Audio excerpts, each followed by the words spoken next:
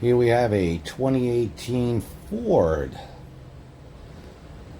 Lights are so-so, a little beat up. However, on the driver's side, the owner really didn't do much. She tried to use a kit, that didn't work, and somebody gave her 220 grit sandpaper, and she went to town.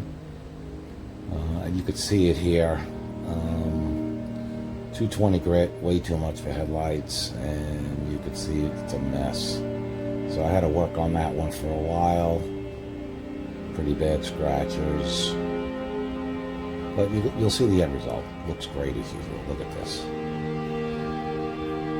That was the one with no sanding marks, and you'll see the one with. So here's that one. Clean that one right up. Got rid of all those 220 sanding marks. Took a long time, but we got it. South Florida, you know the number, 754-302-0769. Call or text us your pictures, we'll get back to you.